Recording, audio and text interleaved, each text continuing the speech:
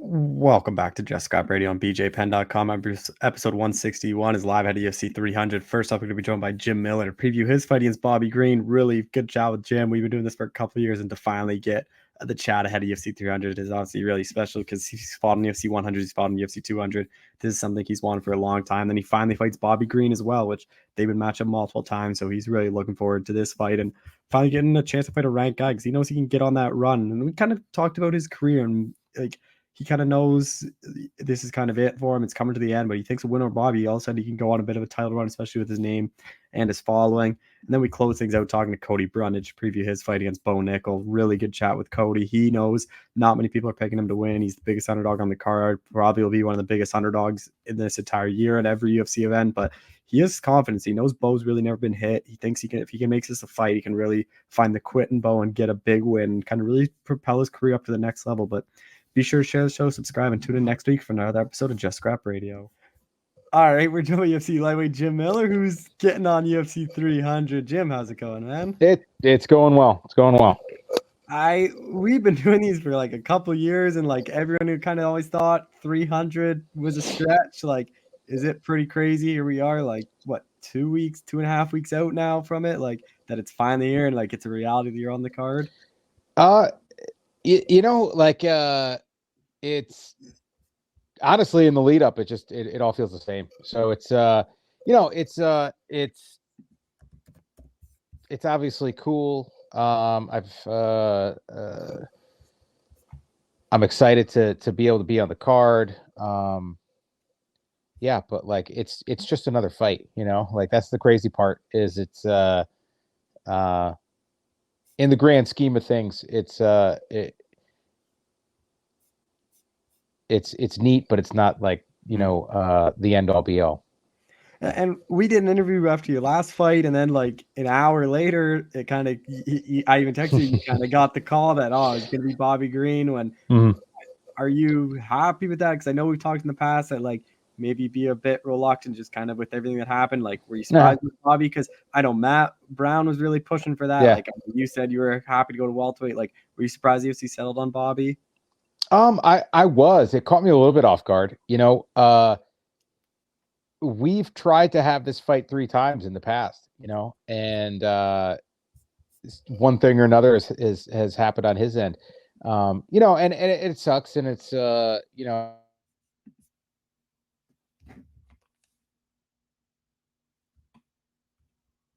kind of one. Fortunately, in 2 of those occasions, I was able to find a new opponent. The one time I wasn't it. It happened right after weigh-ins, so it kind of messed me up there. But yeah, like when they mentioned his name, I was like, like I like the fight, I really do. Like I really really like the fight. But it's like, dude, I mean, is something messed up going to happen? And I'm not going to get the opportunity to fight on 300. But like who the hell knows? Honestly, it's like something could happen to me. Like so it's fighters get hurt. Unfortunately, that's part of the game. We push ourselves so hard in training, preparing for these fights, that you end up, gutting things out when you probably shouldn't, and either getting yourself sick or injured. And it's a tough game we play. So I don't put too much weight into it, but yeah, like it's a fight that I've wanted. I prior to this camp, I trained for 6 months. So like, yeah, this is a fight that I've wanted for a long time. Last time was, let's see, what, 2022 July, and then it was 2021 before that. So like, how much changes? Like, is it basically a whole new game plan, or do you kind of go back to what you guys were talking about then, or like how different is it from those ones to this? It's similar, right? Like he's got a unique style.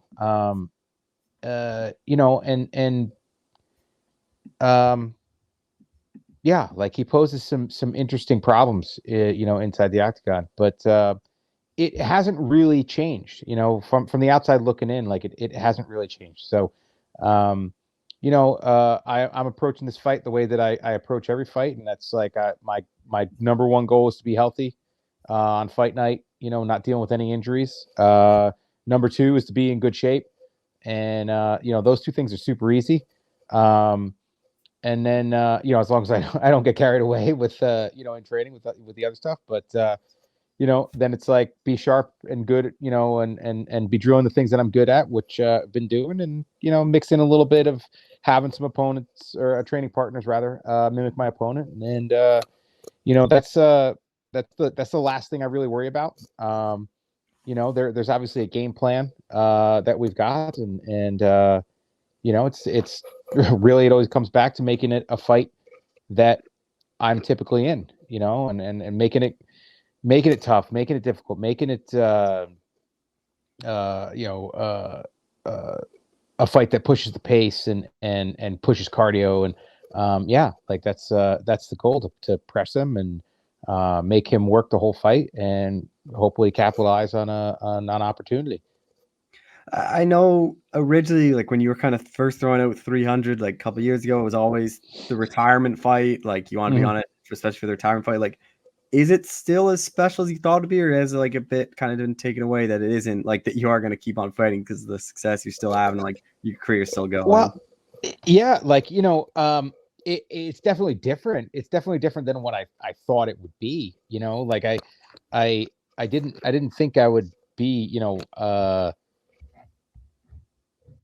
I mean, I hope that I'd be performing the way that I'm performing, but I wasn't sure of it, right? This is a young man's game, and I've got a lot of miles on my body, and being able to get to these fights and able to perform, it's taken a lot. It's taken a lot of effort, right? I'm super honest with myself in training. And I'm constantly working to be better, but like I also know that I'm not the guy that I was 15 years ago, and I'm not trying to be that guy. So like, yeah, it's changed, but I think it's honestly it's better. It's like, here we are. I could come out with a win at UFC 300 and be in the rankings again, which would be pretty awesome. So that's better than retiring in my mind. So let's continue on and take it fight by fight and see how far I can take it. That is what I want to ask about. Is obviously Bobby is ranked. I know Dana said they felt like you deserved a ranked guy. Like, did you think you're going to get a ranked guy, or did you not really care as long as it was kind of just on this card? I wasn't expecting it. Like I know that I can hang with the ranked guys in this division, and I was kind of looking more for a like a legends fight kind of thing, and that's why I kind of wanted that fight with Matt. Dude's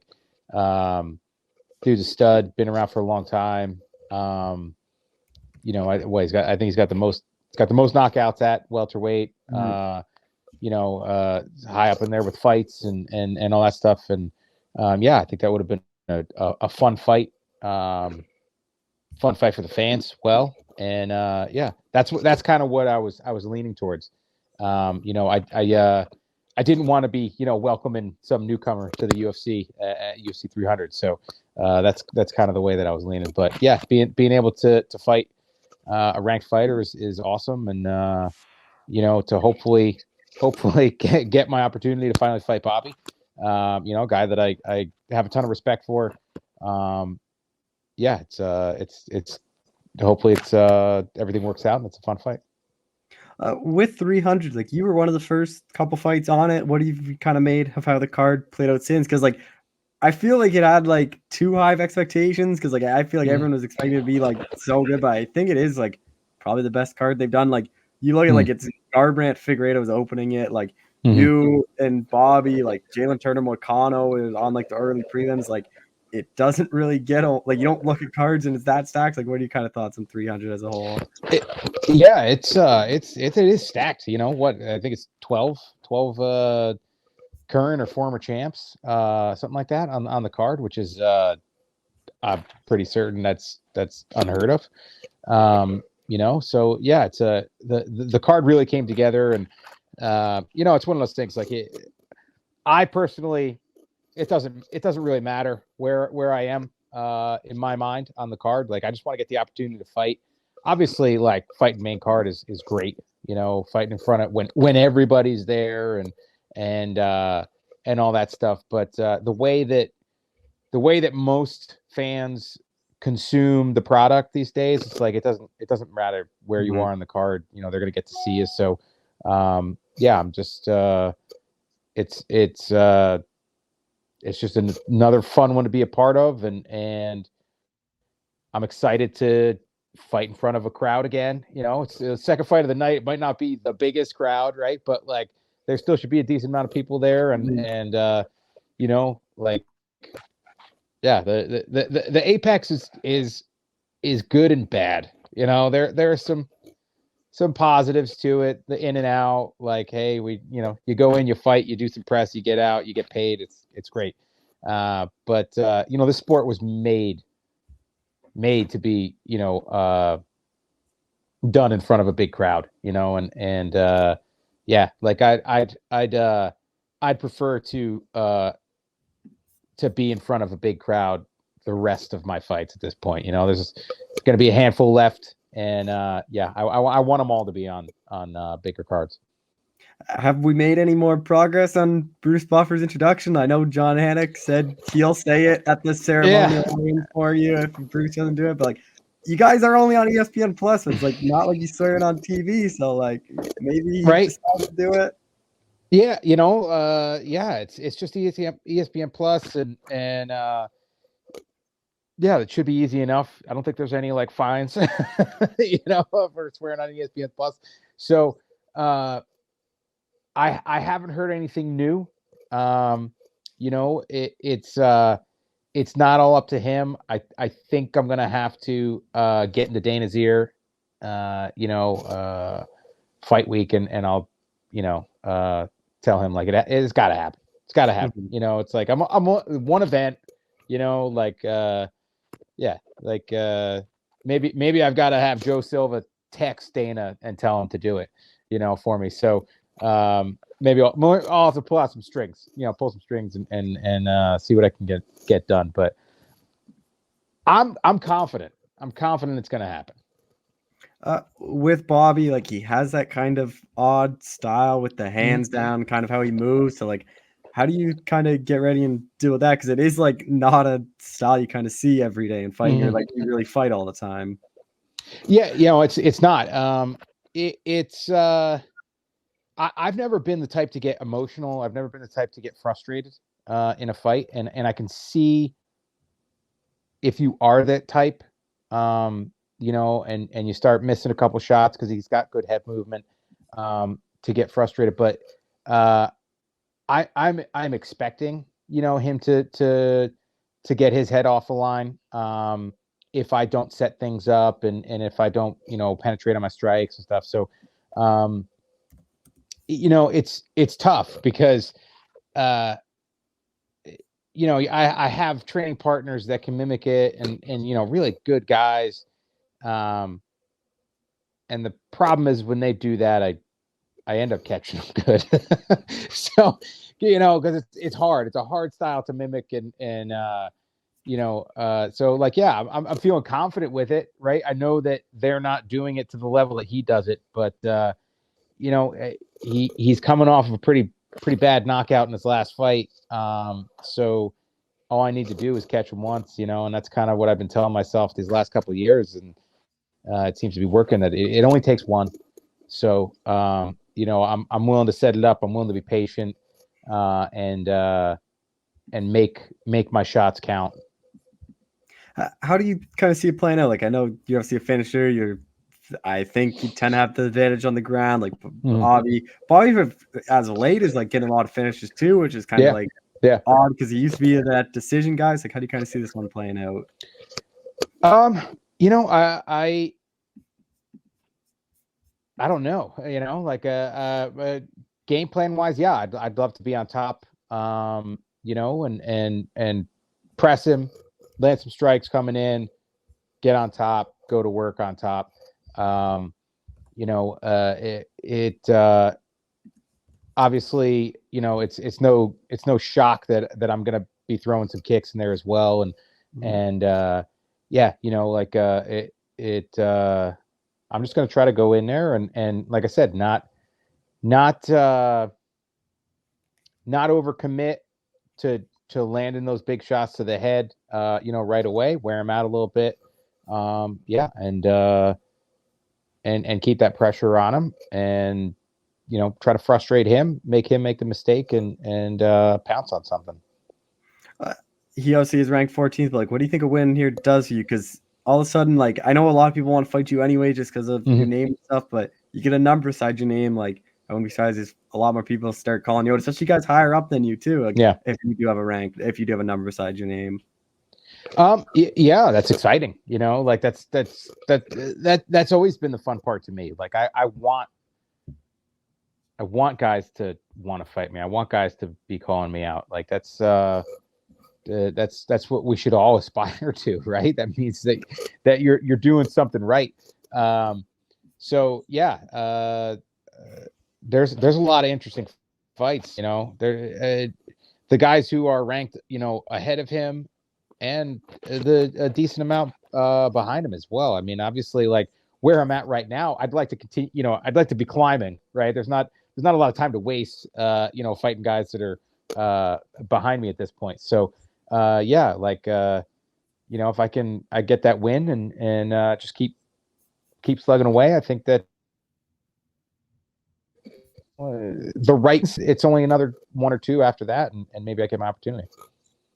What is kind of the next goal for you? Because obviously 300 was the big one for you. Like, what is kind of that next goal for you then? Like, is it like 30 wins is kind of coming up in the UFC? Like, is that kind of the next big thing for you?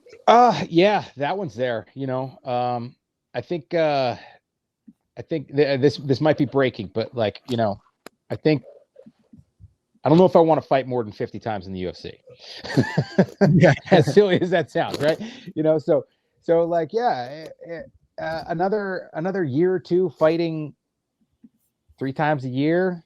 Yeah, and like, you know, a win gets me to 27 wins in the UFC. I'm only 3 away from 30. I get 30. I don't think anybody touches that, honestly. That's a pretty good accomplishment. You know, so yeah, like but obviously there's still that thing. There's still that, you know, there's that shiny piece of gold that's still there, you know, and like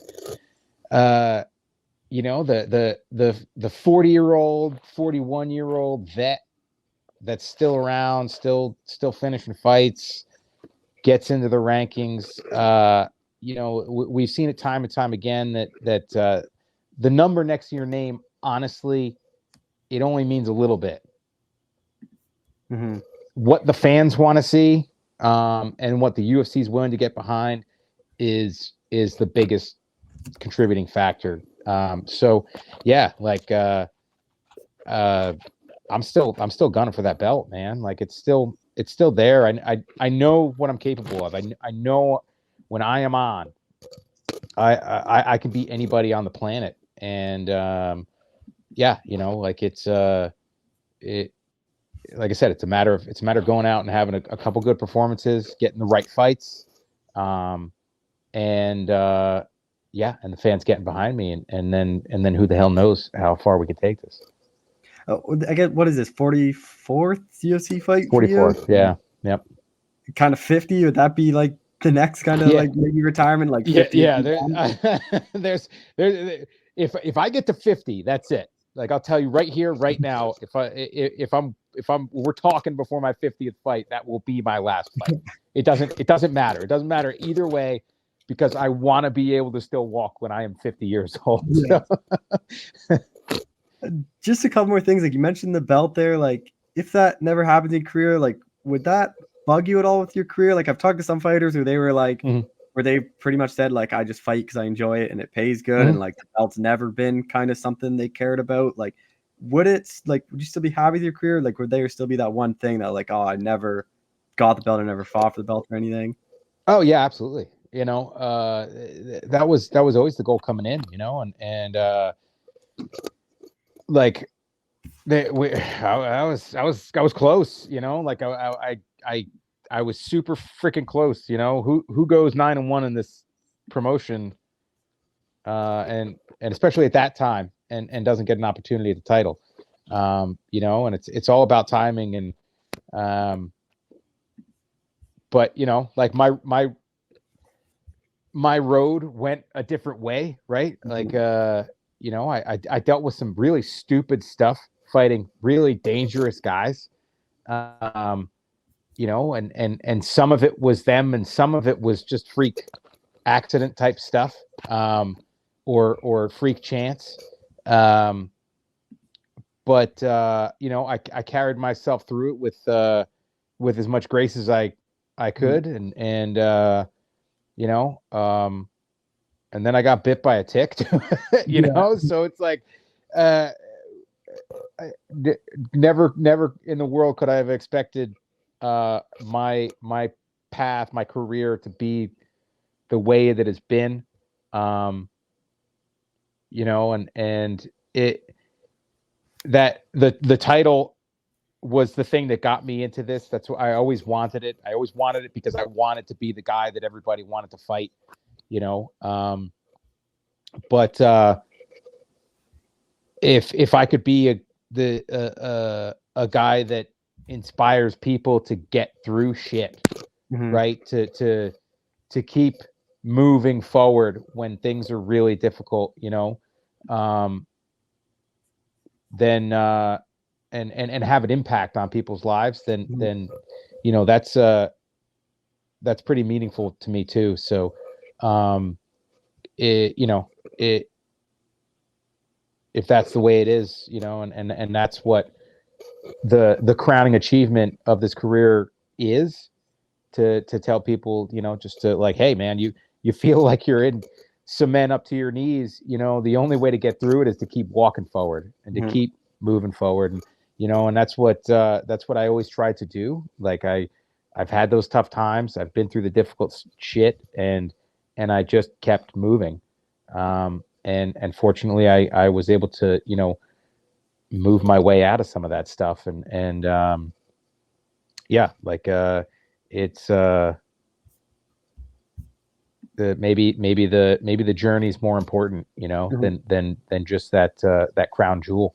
So yeah, like I take that pretty seriously, that you know, like I have a lot of people watching, Mhm. you know, from people that I know and my kids, and they see how I carry myself to everybody that's out there. So um, the belt would mean a lot to me, you know. But yeah, just being a role model is pretty important as well.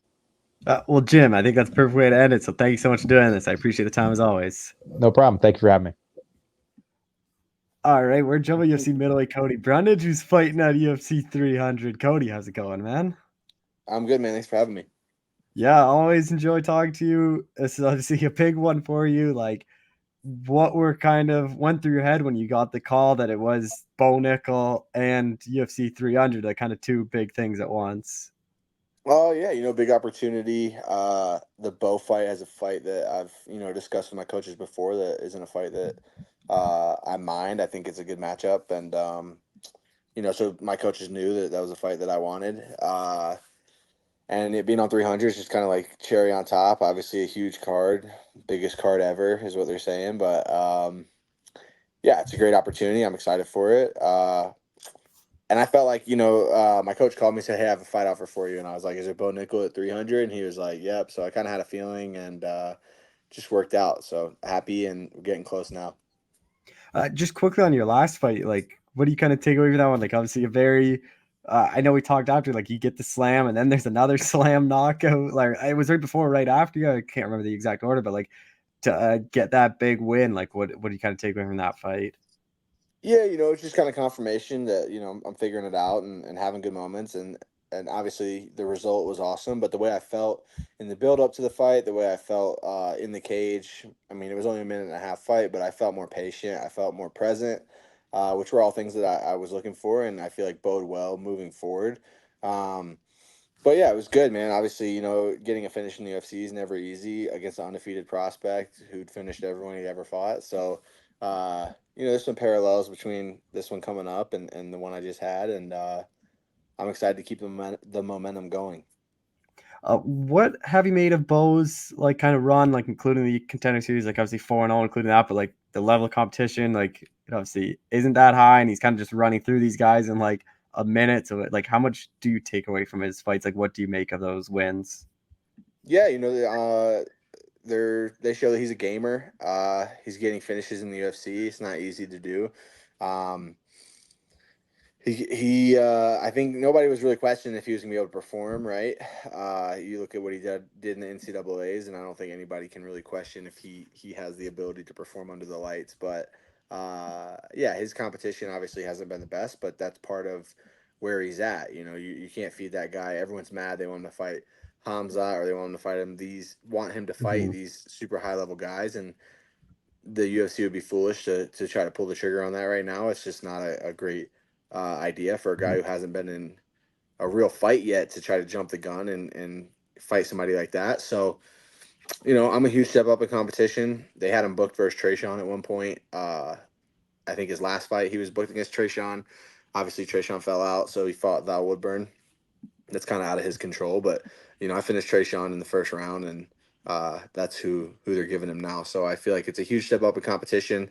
I have more finishes in the UFC than the guys he's fought in the past have combined wins. So uh, I think not going to judge him too harshly by who he's fought.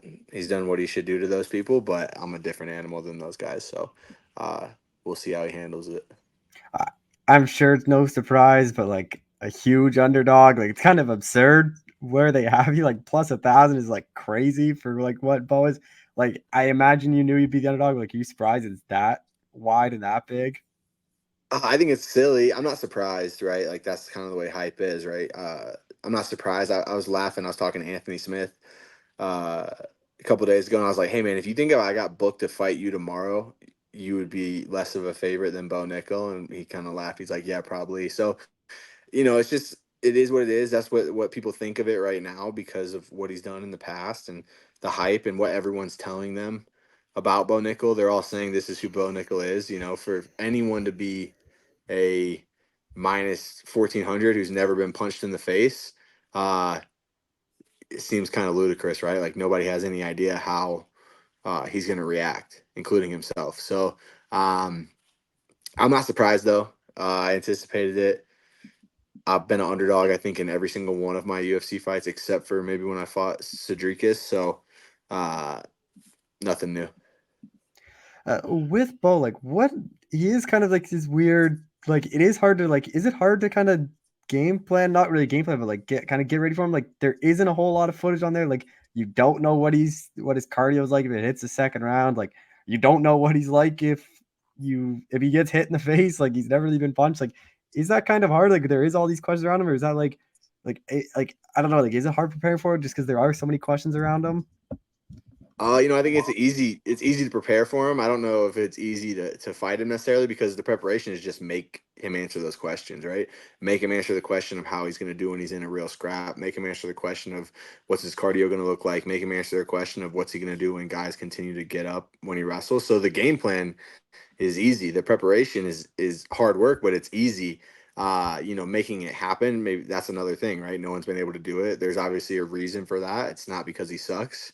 Obviously, he's very good at what he's been doing. But like I said, I feel like I'm a huge step up in competition, and he probably won't acknowledge that. Maybe he will, but I think he knows it too. And so, um, yeah, we'll see. We'll see when we get in there. And but the preparation, I feel like, is easy because it's like what the kid's good at, what he's going to Mhm. try to do. It's just how can I put him in the situations I want him to be in?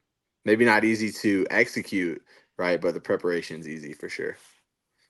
With Bo, like everyone kind of knows his wrestling pedigree, but you're a very good wrestling grappler yourself. So do you think he tries to wrestle? Do you think he just tries to play it on the field? Like, how do you think you match up against him? He has really good coaches.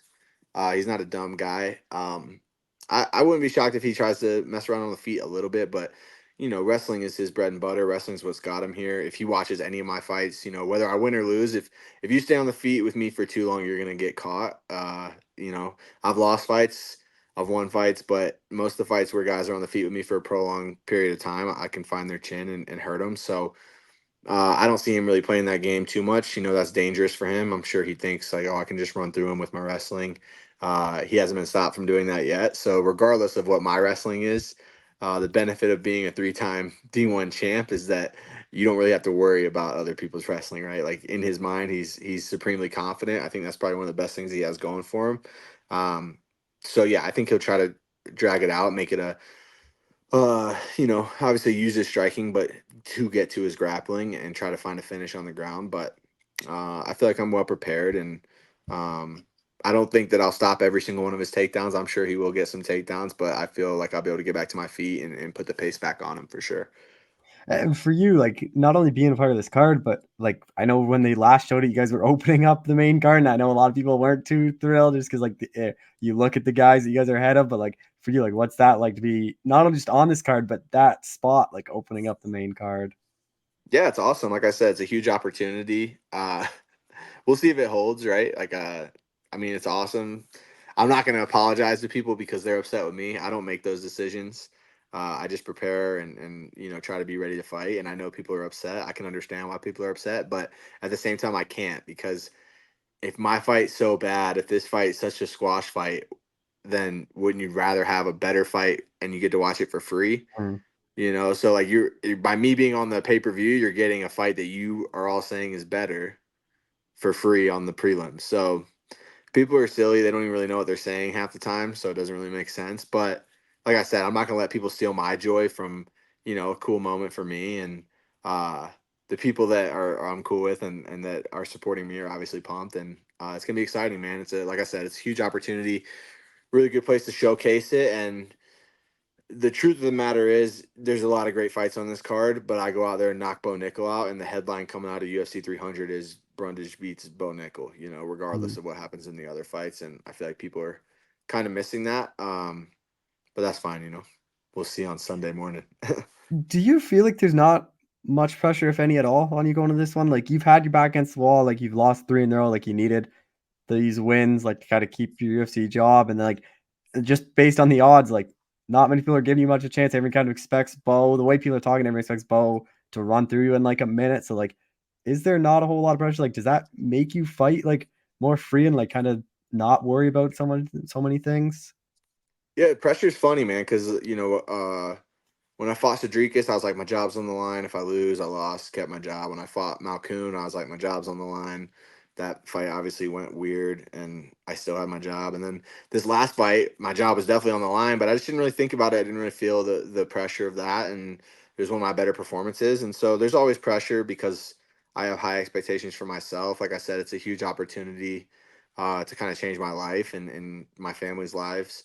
You go upset a prospect like Bo Nickel, it kind of changes your trajectory. But yeah, it's one of the first times I haven't been fighting for my job in a while, and I feel good, man. And there's pressure just from my own expectations for myself, but pressure's not a bad thing. So it's not a negative pressure of like you have to win this fight or your career is over or anything like that. It's just pressure to perform and pressure to perform at the level that I feel like I'm capable of and want to. But that's all good pressure, I think.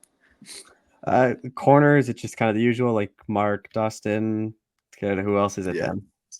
Colin Anglin, Yeah. Dustin Jacoby, and Mark Montoya, the band back together. Uh, with this one, like, how do you kind of see it playing out? Like, obviously, Bo, very strong wrestler, like, is good striking, but like, how do you kind of see it playing out then?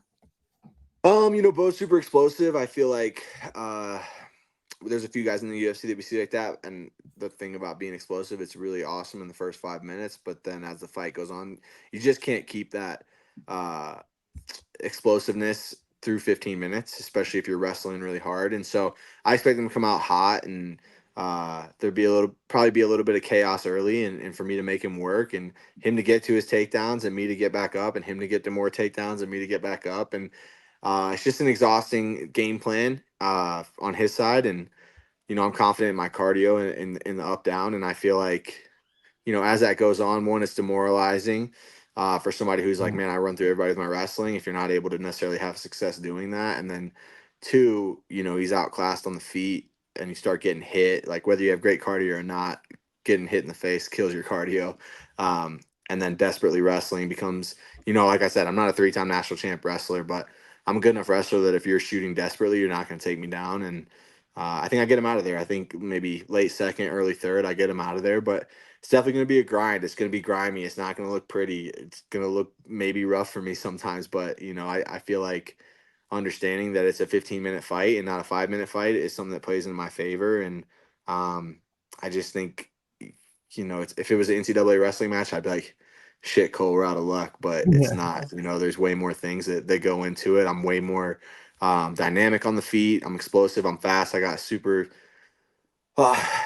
durable. I got really good power in my hands, and yeah, there's no stalling in MMA. So I feel like the wrestling won't be as easy as he thinks. He gets a little bit desperate, gets a little tired, and then we get him out of there. Do you think knees and like uppercuts, like, is that a big part of it? Like, obviously, you don't want to get too much into it, but like just kind of with those desperate shots, like you see Well, a I lot of think wrestlers, like, anytime you fight a wrestler, it's important to crowd the middle and try to disrupt their timing. And obviously, knees and uppercuts are a big part of that. But just your footwork and the way you do certain things have been a big focus for this camp, and how to clog the middle, how to make the wrestling, even if you're going to do it, make it uncomfortable, make the timing off just half a second. Like I said, I'm a good enough wrestler that if I can disrupt your timing and not let you in clean, you're going to have a hard time taking me down. And the harder I can make it from the feet to the ground and then back to my feet, the less likely the wrestling's going to continue for 15 minutes. So I'm confident in my ability to do that. And, um, I feel like the people that train with me are confident as well. with Bo, like, do you think if you beat him, like, people will take the win away a bit? They'll be like, oh, maybe he wasn't that good. If Cody, like, because I can already kind of see that happening where, like, you Yeah, go there and beat him, 100%. they'll be like, oh, Bo actually wasn't as good. He was just a wrestler. Like, look, we fought, like, all that. Where kind of going into this fight, everyone kind of thinks this guy's like a next champion. Yeah, that narrative will be killed quick. It will never be Cody Brundage is better than we thought. It'll be, man, Bo just wasn't ready for the light. Bo had a guy who's too experienced. Bo's not as good as we thought. It'll be all of those things, which is whatever. I feel like my last fight, I said this, but I'm not really trying to prove people wrong anymore. It's exhausting and not realistic. I'm just trying to prove the people around me right, and it's more fulfilling and it's better that way. But yeah, I've already talked about my coach about that with my coaches. It's never gonna be Cody's next champ, Cody's next up, Yeah. Cody's better than we thought. It'll be, man, that Bo was a real washout or whatever the case may be. So I'm prepared for that, and I'm not worried about it because I feel like the people that know the sport and the people that are around me realize what this win does and what it kind of signifies and means. And it's more about it's not necessarily about beating Bo Nickel. It's about beating a guy with this much noise around his name, and kind of using that to kind of catapult myself within the company. I don't need a bunch of people to be like, Cody's great, he's amazing. I'll be all right without it. Just final thing, like, what do you think this win kind of does to you, and like, kind of what's the rest of the year kind of look like? If beating Bo, it kind of can give you like a nice kind of push up the ranks. Yeah, for sure. I think it's a good launch pad. I think from there, fights definitely get tougher. You're not gonna beat that kid and then get easier fights. So, hopefully I can get 3 or 4 again this year. This will be the first one of the year, kind of similar to last year. My first fight was in April, and I ended up getting 3 more. I like staying active, so handle business, beat Bo, and then maybe fight again July, fight again October, but maybe by the end of the year be either knocking on top 15 or be in the top 15. I think that's pretty realistic. I think a win over Bo puts me in position to fight those top 20 guys, top 25 guys, get a win there. Now you're looking at breaking into the rankings. So, and it's not, it seems weird because my record right now is 10-5. People are like, that guy's Yeah. not gonna be in the top 15. But this will be my 9th fight in the UFC, so I've grown up in the UFC. Um, I was an undefeated prospect too, and I was fighting cans on the regional scene. Uh, it's just different. It's hard to grow up in the UFC. I've taken my lumps, but I've learned a lot, and I feel like I'm turning the corner, and it's a good time to turn the corner. Well, Cody, I appreciate the time as always. Thanks so much for doing this again. Yeah, thanks, brother. Appreciate you.